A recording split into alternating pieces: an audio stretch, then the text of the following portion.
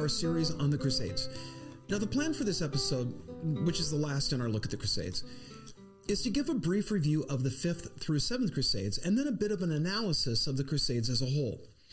The date set for the start of the 5th Crusade was June 1st of 1217. It was Pope Innocent III's long dream to reconquer Jerusalem. He died before the Crusade set out, but his successor, Honorius III, was just as ardent a supporter. He continued the work begun by his predecessor, Innocent.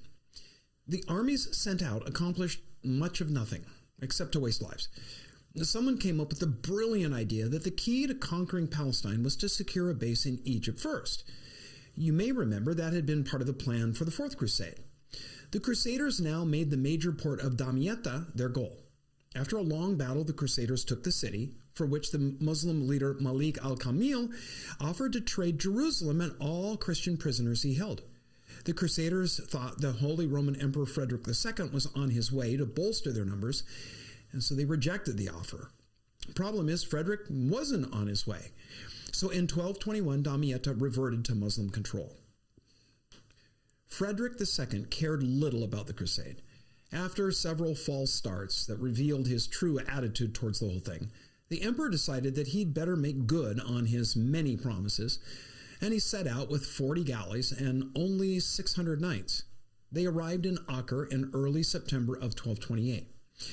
Because the Muslim leaders of the Middle East were once again at odds with each other, Frederick convinced the aforementioned Al-Kamil to make a decade-long treaty that turned Jerusalem over to the Crusaders, along with Bethlehem, Nazareth, and the pilgrim route from Acre to Jerusalem.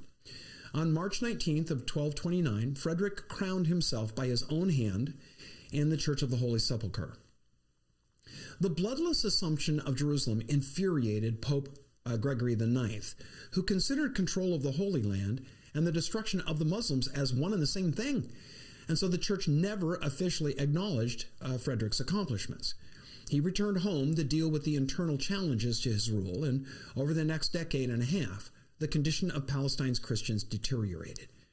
Everything gained by the treaty was turned back to Muslim hegemony in the fall of 1244. The last two Crusades, the 6th and 7th, center on the career of the last great Crusader, the King of France, Louis IX. Known as Saint Louis, he combined the piety of a monk with the chivalry of a knight, and he stands in the front rank of all-time Christian rulers. His zeal revealed itself not only in his devotion to religious ritual, but in his refusal to deviate from his faith, even under the threat of torture. His piety was genuine, as evidenced by his concern for the poor and the just treatment of his subjects. He washed the feet of beggars, and when a monk warned him against carrying his humility too far, he replied, quote, "If I spent twice as much time in gambling and hunting as in such services, no one would find fault with me," unquote. The sack of Jerusalem by the Muslims in 1244 was followed by the fall of the Crusader bases in Gaza and Ashkelon. In 1245, at the Council of Lyon, the Pope called for a new expedition to once again liberate the Holy Land. Though Louis lay in a sickbed with an illness so grave that his attendants at one point put a cloth over his face because they assumed he was dead, he rallied and he took up the Crusader Cross. 3 years later, he and his French brother princes set out with 32,000 troops. A Venetian and Genoese fleet carried them to Cyprus, where large-scale preparations have been made for their supply. They then sailed to Egypt. Damietta fell again, but after this promising start, the campaign turned to disaster. Louis's piety and benevolence were not backed up by what we might call solid skills as a leader. He was ready to share suffering with his troops, but didn't possess the ability to organize them. Heading the council of several of his commanders, he decided to attack Cairo instead of Alexandria, a far more strategic goal. The campaign was a disaster, with the Nile being choked with the bodies of slain crusaders. On their retreat, the king and court of Poitiers were taken prisoners. The Count of Artois was killed, and Louis himself was captured. The humiliation of the Crusaders had rarely been so deep. Louis's fortitude shone brightly while suffering the misfortune of being a captive. Threatened with torture and death, he refused to renounce Christ or yield up any of the remaining Crusader outposts in Palestine. For the ransom of his troops, he agreed to pay 500,000 livres, and for his own freedom, he gave up Damietta and abandoned the campaign in Egypt. Clad in garments given by the Sultan in a ship barely furnished, the king sailed for Acre, where he stayed for 3 years, spending large sums on fortifications at Jaffa and Sidon. When his mother, who acted as queen regent in his absence, died, Louis was forced to return to France. He set sail from Acre in the spring of 1254. His queen, Margaret, and the 3 children born him in the east returned with him. So complete a failure might have been expected to destroy all hope of ever recovering Palestine, but the hold of the crusading idea upon the minds of Europe was still strong. Popes Urban IV and Clement III made renewed appeals, and Louis once again set out. In 1267, with his hand on a crown of thorns, he announced to his assembled nobles his purpose to go a second time on a holy crusade. In the meantime, news from the east had been of continuous disaster at the hand of the Mohammedan enemy, as they called Muslims at that time, and of discord among the Christians at the eastern end of the Mediterranean. In 1258, 40 Venetian vessels engaged in battle with a Genoese fleet of 50 ships off Acre with a loss of 1,700 sailors. A year later, Templars and Hospitallers held forth in a pitched battle, not with Muslims, but with each other. And then in 1268, Acre, greatest of the Crusader ports, fell to the Muslim Mamluks. Louis set sail in 1270 with 60,000, and he sailed straight into disaster. Their camp was scarcely pitched on the site of the ancient Carthage when plague broke out. Among the victims was the king's son, John Tristan, born at Damietta, and, well, King Louis himself. His body was returned to France and the French army disbanded. In 1291, what remained of the Crusader presence in the Holy Land was finally uprooted by Muslim control. Those more familiar with the history of the Crusades may wonder why I've neglected to mention the disastrous Children's Crusade of 1212, inserted between the Fourth and the Fifth Crusades. And the reason that I've decided to mostly skip it is because, well, historians have come to doubt the veracity of reports about it.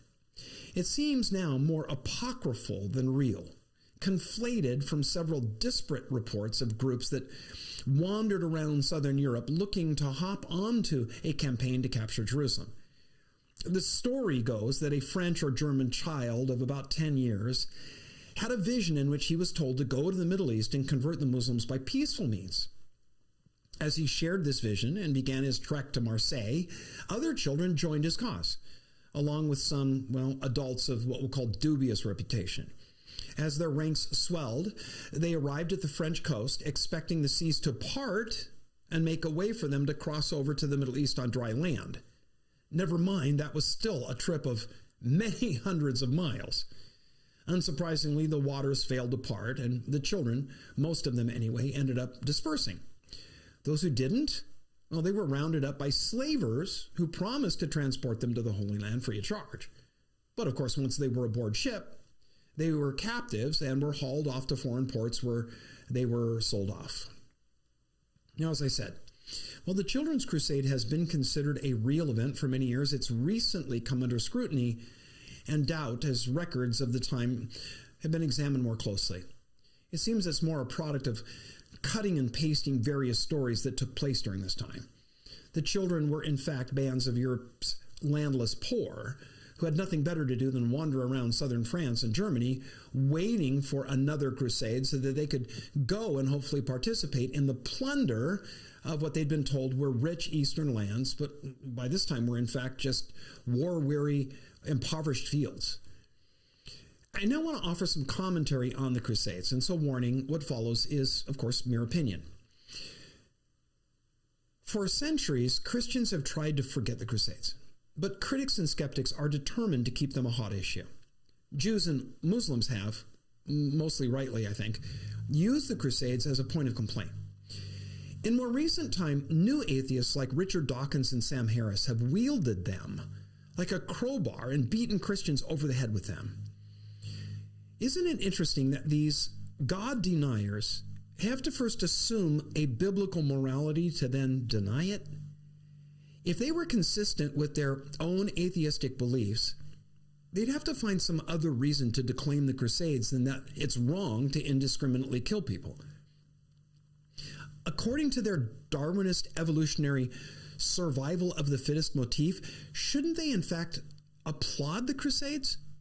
After all, they were advancing the cause of evolution by getting rid of weaker elements of the race. Now, I'm not saying that. I'm saying that's their line of reasoning, or should be their line of reasoning, because they believe that evolution is advanced by the survival of the fittest. But no, the new atheists don't use this line of reasoning because it's abhorrent. Instead, they have to first don a belief in Christian morality to then attack Christianity. Talk about being hypocritical. And let's get our facts straight. The 20th century saw more people killed for secular and materialist political and ideological reasons than all previous centuries combined.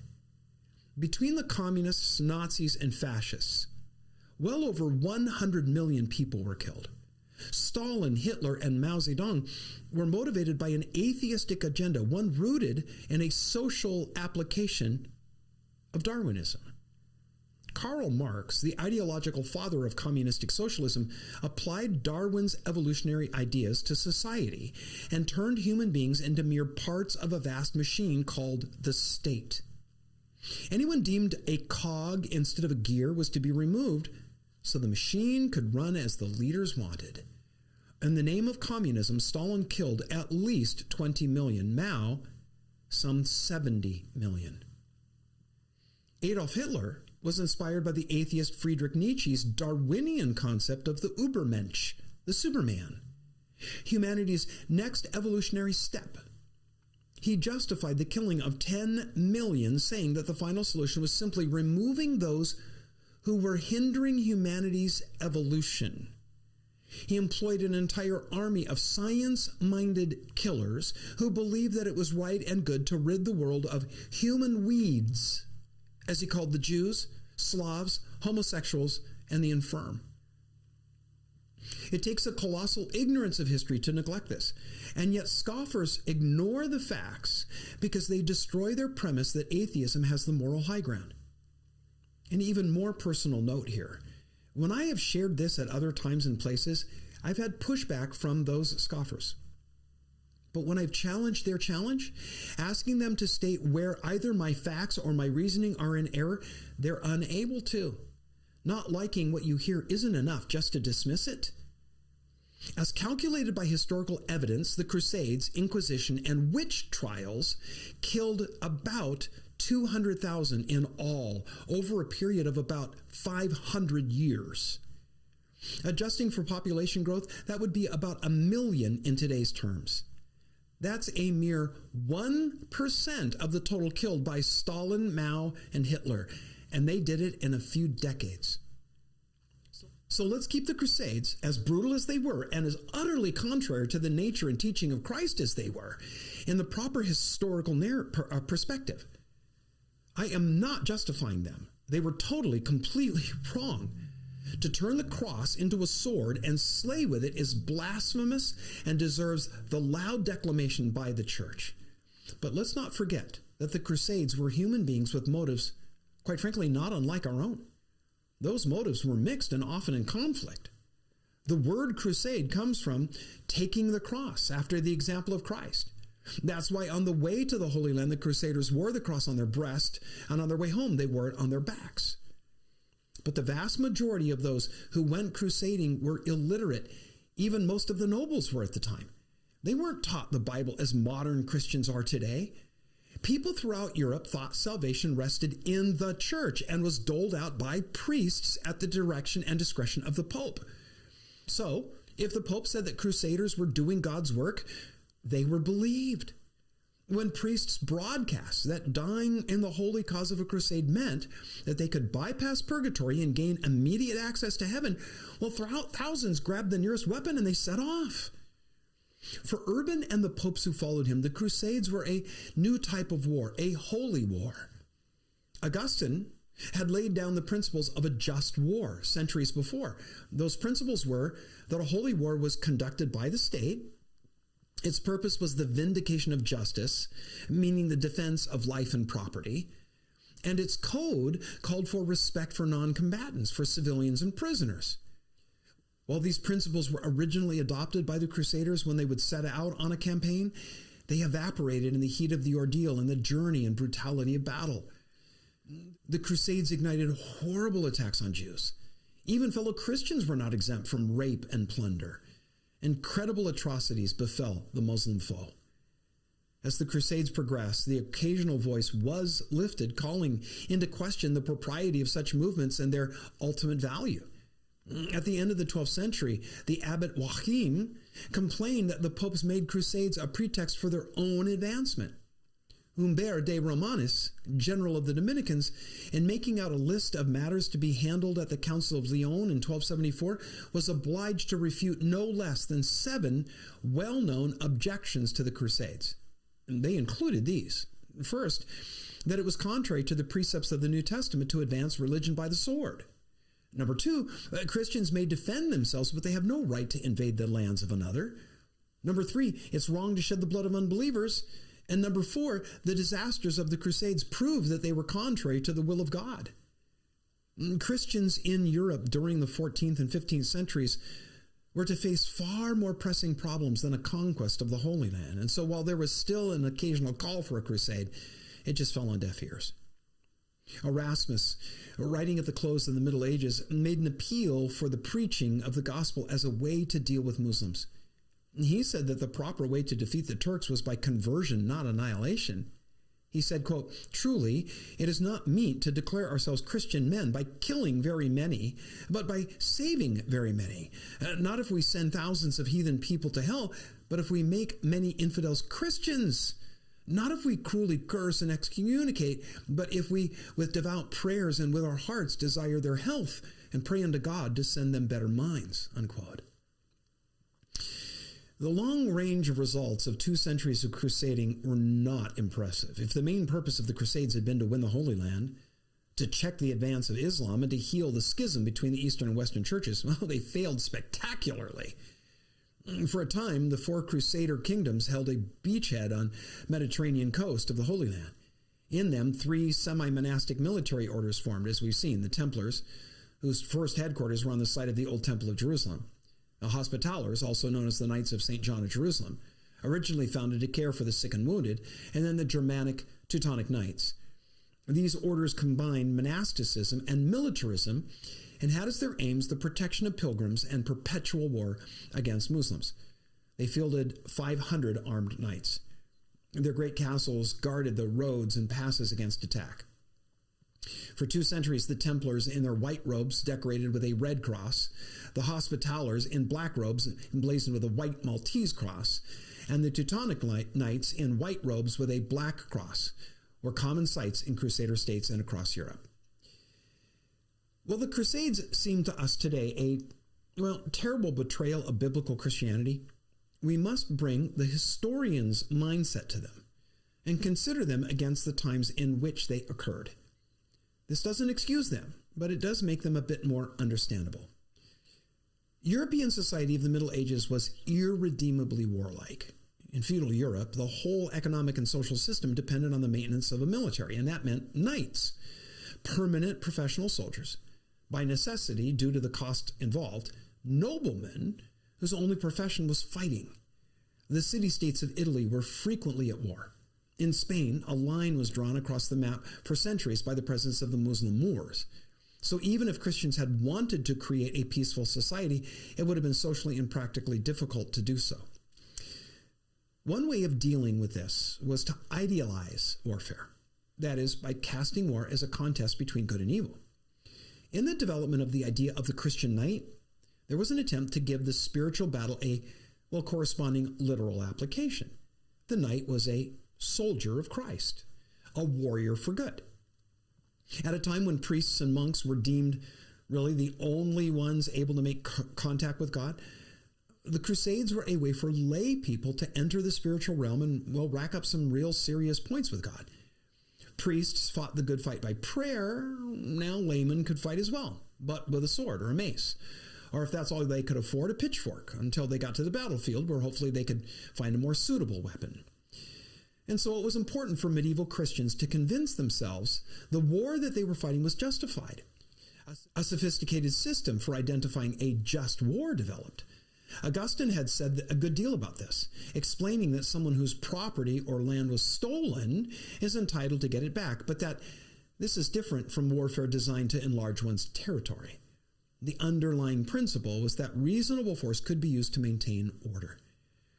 The late 11th century saw the arrival of a new thought, not Augustine's just war, but the concept of holy war, one that God called his people to fight to restore Christian control of the Holy Land.